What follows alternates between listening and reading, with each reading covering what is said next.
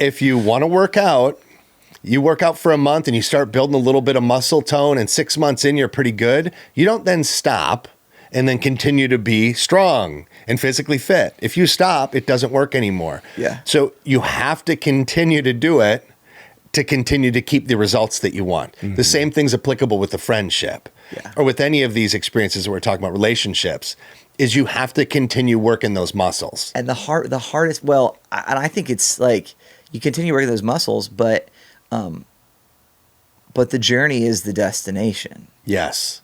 Great. Okay. So like, think about it this way. Like, say that again. The journey is the destination. Like, we are oriented towards always trying to get somewhere. Yeah. Like, we're always trying. And I would say there is a part of us that like, we're always trying to become acceptable.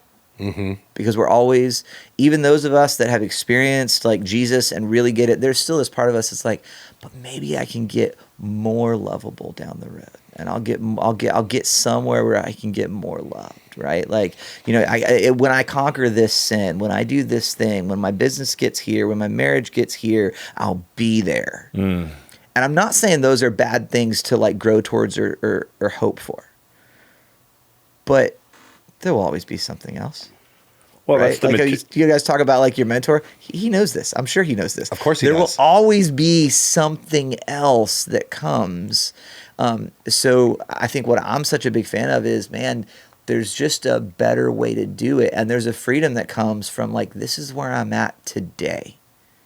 And of course, we're trying to become more fully ourselves, because the more I become fully human, the more I actually become more closer to God's image, and the more I become who God made me to be. Mm-hmm. So how do I get to live in my whole house? And some people come over and we eat in the front room. Some people come over and I'm like, hey, there's some stuff I should probably show you out in the backyard. And other people, they come over and they've been in every room, but it's okay, you know, and we get to live that way. Mm-hmm. Yeah. Where it's like, no, man, we're just on this journey. And then sometimes on the journey, you get these like little waypoints where you step up and you're like, man, this is way better than it used to be. Yeah. Oh, yes. crap. Yes. And then oh, man, this is way better than it used to be. Oh, man, this is way better. But that's worth pushing through the vulnerability and the discomfort to build. But I think we tend to, you know, you often hear it said like how we do one thing is typically how we do everything. So when we're trying to like, okay, I'm going to get better, then it's like, I'm gonna be really good at vulnerability with the hope that somewhere inside of me is going, man, if I get really good, these guys are telling me I need to be vulnerable and build male friendships. Well, if I do it right, eventually I won't have to be vulnerable anymore. And I'm sure. And I think that just is never gonna work. No. Again, you have to continue exercising this. Pastor Mike always says, I am not who I am. I am who I am becoming. Yes. Right. So there's this perpetual state of becoming throughout my entire life.